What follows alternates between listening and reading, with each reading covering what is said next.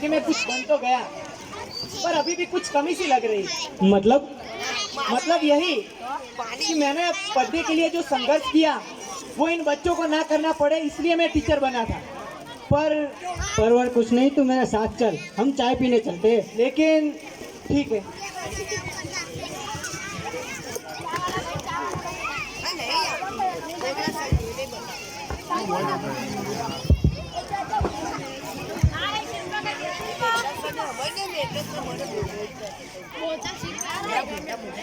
चाय कॉफी वड़ा पाव पाव भाजी पनीर टिक्का छोले भटूरे। छोटू दो चाय। दो चाय दो वड़ा पाव और दो छोले भटूरे जल्दी से ला दो। अरे वाह छोटू, तूने तो इतनी जल्दी सब कुछ याद कर लिया। हाँ साहब, ये तो मेरे रोज का काम है। और तू यहाँ क्या कर, पढ़ने नहीं जाता स्कूल? नहीं साहब, मेरे पास पैसे कहाँ और बापू का हाथ बटाता हूँ काम करने में। बस इसी की तो मैं बात कर रहा था। आज जिस उम्र में छोटू को पढ़ने लिखने जाना चाहिए, उस उम्र में वो यहाँ पे काम कर रहा है। हर साल भारत में न जाने ऐसे कितने बच्चे होते हैं कि जिनको जिस उम्र में पढ़ना लिखना चाहिए उन उम्र में वो इन कामों में धकेल दिए जाते हैं। लेकिन छोटू तू चिंता मत कर, तू पढ़ेगा, मैं तुझे पढ़ाऊंगा। मैं बात करता हूँ तेरे बापू से। कहाँ है तेरे बापू? यही है, आइए मेरे साथ। बापू आपसे कोई मिलने आया है। नमस्ते भाई साहब। जी बताओ। मैं बस आपसे छोटू के बारे में बात करने आया था। मैं चाहता था कि आप छोटू को पढ़ाएं और उसका भविष्य बनाने में हमारा सहयोग दें। आप पैसे की चिंता बिल्कुल भी ना करें, क्योंकि हमारे गुरुकुल में हम आपके छोटे को मुफ्त में पढ़ाएंगे। नहीं, हमारा छोटू पढ़ेगा नहीं, क्योंकि ये काम तो हम सालों से करते आ रहे हैं। हम गरीब लोग हैं, हमें कोई पढ़ने लिखे की जरूरत नहीं है। पढ़ाई लिखाई तो अमीर लोग करते हैं, क्योंकि उनको ही सब कुछ मिलता है। अरे नहीं भाई साहब, अब वो जमाना नहीं रहा कि जब राजा का बेटा ही राजा बनेगा। अब राजा वही बनेगा जो हकदार होगा। क्या सच में? हाँ, और हाँ, हम तो मेहनत करेंगे, लेकिन आपको भी छोटू को हर हफ्ते में एक बार रविवार को 2 से 3 घंटे के लिए पाठशाला पढ़ने होगा। हाँ, हम मेरे छोटू को पढ़ाई के लिए जरूर भेजेंगे। आपका बहुत बहुत धन्यवाद। हाँ, हर रविवार को 2 से 3 घंटे के लिए। हाँ जरूर।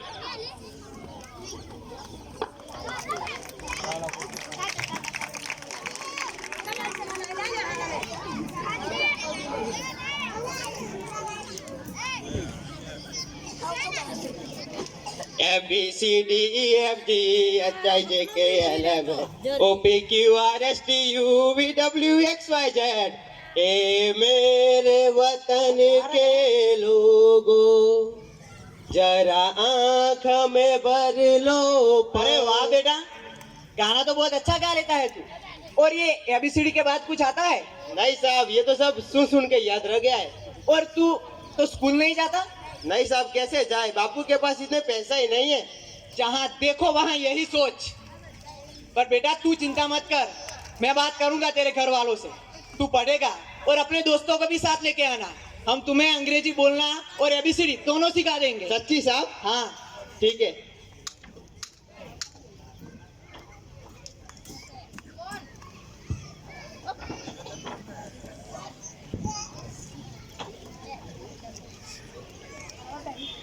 एक गुना एक एक, एक गुना दो दो।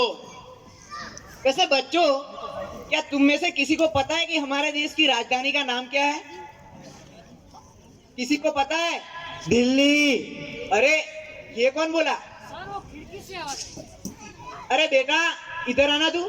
हाँ साहब। तुझे कैसे पता? साहब, मैं यहाँ नजदीक में काम करता हूँ और कभी कभार बीच में समय मिलता है तो रेडियो सुन लेता हूँ। और तुम झुंपड़पट्टी के बच्चे पढ़ने क्यों नहीं आते यहाँ पे? साहब, मैं पढ़ने आऊंगा तो घर का गुजारा कैसे होगा? अरे जहाँ देखो वहाँ यही क्या चल रहा है। पता नहीं ये देश कहाँ जाके रुकेगा। और बेटा तू भी चिंता मत कर, तू पढ़ेगा, मैं तुझे पढ़ाऊंगा। मैं बात करूंगा तेरे घर वालों से। हाँ साहब।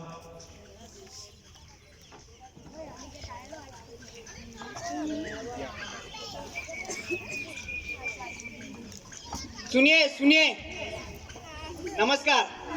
आपका बहुत बहुत धन्यवाद कि आप मेरे बुलाने पे यहाँ पे आए। मैं आज आपसे कहना चाहता हूँ कि आप अपने बच्चों को इन कामों में न धकेल कर हमारे गुरुकुल में पढ़ने के लिए भेजें, क्योंकि शिक्षा सिर्फ एक अधिकार ही नहीं है, यह वो आग है जिसे हर असामाजिक अंधकार को दूर किया जा सकता है। और आप सब लोग ये बात समझने का प्रयास कीजिए कि वो वक्त था और वो वक्त चला गया कि जब देश को जरूरत थी उसके लिए बलिदान देने वालों की, लेकिन आज इस देश को जरूरत है उसके लिए जीने वालों की। और ये तभी हो सकता है कि जब इस देश के बच्चे, बेटी और बेटे दोनों पढ़ लिख कर शिक्षित युवा बने और इस देश के निर्माण में अपना सहयोग दें। साहब, इन बच्चों को पढ़ाने में पैसा खर्च करना पड़ता है, तो फिर घर का गुजरान कैसे चलेगा? और साहब, हम तो सालों से काम करते आ रहे, हमारे बच्चों को इसके अलावा कुछ आता भी नहीं है, और वैसे भी वो पढ़ के करेंगे क्या? और हमारी बेटियां पढ़कर करेगी क्या?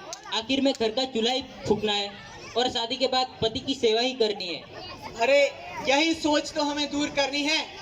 आप जिन लड़कियों को कमजोर समझ रहे हैं उनमें से कई लड़कियों के उदाहरण हैं जिन्होंने इस देश का नाम रोशन किया है। मैं बात कर रहा हूँ पीटी उषा से लेकर मैरी कॉम तक। और आप सब लोग ये बात भूल क्यों जाते हैं कि हम उस देश में हैं कि जहाँ हर बच्चे में महाराणा प्रताप और शिवाजी छिपे हुए हैं। और आप सब लोग बात समझने का प्रयास कीजिए कि शिक्षित भारत के बिना हम विकसित भारत की कल्पना भी नहीं कर सकते। तो मेहरबानी करके अपने बच्चों को पढ़ने के लिए भेजें। अरे रुक जाओ, सब रुक जाओ। आपकी बात सुनकर सच में मेरी आंखें खुल गई, शायद इनकी नहीं। मैं आज ये समझ गया हूँ कि हम तो नहीं पढ़े, लेकिन हमें हमारे बच्चों को पढ़ाना चाहिए। भला हमारे बच्चे शहर के बच्चे से कम है क्या? आप चिंता मत कीजिए, कल से हमारे सारे बच्चे आपके गुरुकुल में पढ़ने आएंगे। जी हाँ, इन्होंने बिल्कुल भी सही कहा। आप अपने बच्चों को कमजोर ना समझे, क्योंकि वो भी शहर के बच्चों से कम नहीं है। वो कर सकते हैं जो सबको करना चाहिए। तो मेहरबानी करके आप अपने बच्चों को हमारे गुरुकुल में पढ़ने के लिए भेजें और उनके भविष्य बनाने में हमारा सहयोग दें। धन्यवाद आपका। धन्यवाद।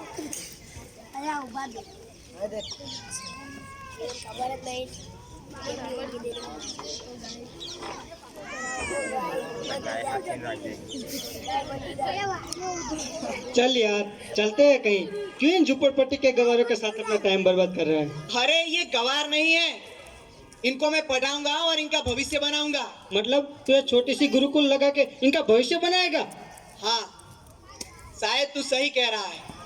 कदाचित मैं सूर्य बनने में असफल रहूं, लेकिन दीपक बनकर यदि किसी भी के घर में उजाला ला पाया ना, तो भी मेरा जीवन सफल है।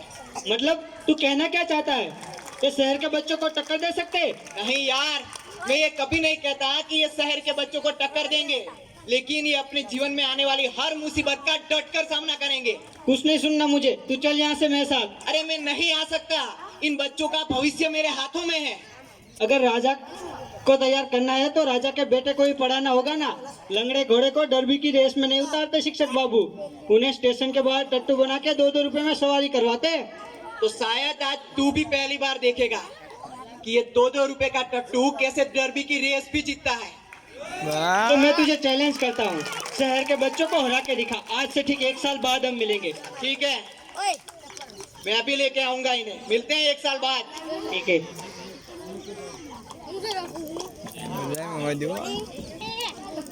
बोला रिषे नहीं बोला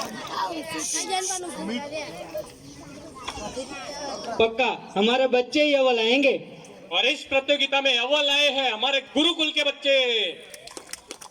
यस यस, मैं जानता था यही होगा। पर कैसे? वो ऐसे कि कोई भी बच्चा ज्ञान से गरीब नहीं होता, कोई भी पैदा होते ही होशियार नहीं होता और ना ही पैदा होते ही गंवार। यदि शिक्षा सबको मिलती है तो सबका भविष्य बनना चाहिए। शिक्षित होकर भी आप किसी की मानवता नहीं है तो उस शिक्षा का कोई महत्व नहीं है। कार्य की महानता उस कार्य के पीछे छिपे हुए विचारों में होती है। और ये हमारा स्वाभिमान है, हमारा स्वाभिमान है कि हम शिक्षित हैं, क्योंकि एक शिक्षित ही किसी को शिक्षित बना सकता है।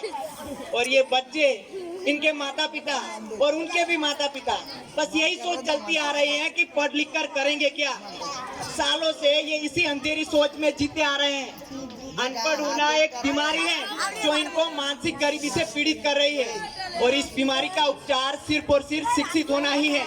और ये सिर्फ मेरा या तुम्हारा नहीं, हम सबका फर्ज है कि हम इन बच्चों तक शिक्षा पहुंचाएं और इन्हें इन अंधेरी सोच से निकालकर ज्ञान के उजाले में लाएं, क्योंकि यही बच्चे इस देश का भविष्य तय करेंगे। मैं जानता हूँ एक दिन वो वक्त आएगा जब देश का यह बच्चा शिक्षित युवा बनेगा और इस देश को हर दिशा में जगाने का काम करेगा। फिर वो बच्चा शहर का हो, गांव का हो या हो किसी झुपड़पट्टी का, उससे कोई फर्क नहीं पड़ता। माफ कर दे मुझे यार, मैं जान चुका हूँ कि जिन्हें मैं गवार कहता था उनमें भी आम्बेडकर और कलाम छुपे हैं। तू चिंता मत कर, आज से मैं भी तुम्हारे साथ हूँ। ठीक है। और फिर ये पहल ऐसे ही आगे बढ़ती गई और इसमें मेरे जैसे कई और युवा जुड़ते गए और एक क्रांति बन गई और इस क्रांति ने सभी के घरों में शिक्षा का उजाला कर दिया। Thank you. જોરદાર તાળીઓના ગડગડાટથી વધાવી લો એસએમસી ડેરી કોલેજના વિદ્યાર્થીઓને। આજે તમે નાટક જોયું એ એટલા માટે કરવામાં આવ્યું કારણ કે અહીંયા જેટલા પણ વાલીઓ હાજર છે અને જેટલા પણ અહીંયા છોકરાઓ, જેટલા પણ બાળકો જુએ છે, જેટલા પણ અહીંયા સ્વયંસેવકો જેટલા કામ કરે છે, એમની આ મહેનત છે, 3 વર્ષની જે પણ મહેનત છે, આપણા મયુરભાઈ હોય કે પછી આનંદભાઈ હોય, એ આટલી બધી મહેનત કરે છે। તમને બસ એટલી જ રિક્વેસ્ટ છે, એટલી જ અરજી છે કે તમારા બાળકો જે લોકોને તમે મોકલો છો ગુરુકુલમાં ભણવા માટે, એ લોકોને વધુ પ્રોત્સાહિત કરો ગુરુકુલમાં આવવા માટે।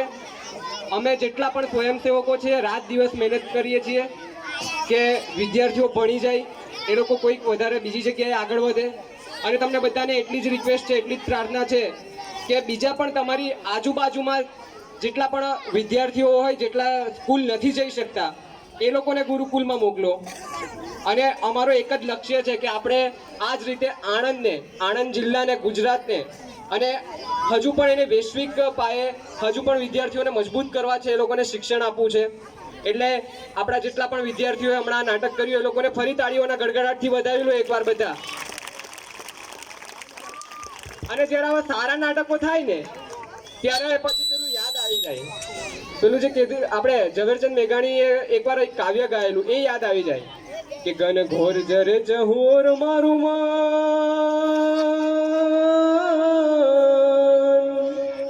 ઘન ઘોર જરે જહોર મારું મન,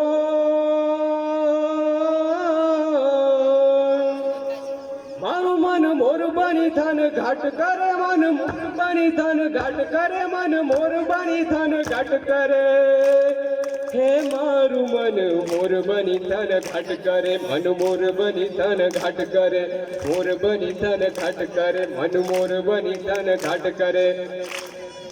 હવે પછીનું જે પરફોર્મન્સ છે એ લઈને આવે છે નૈતિક।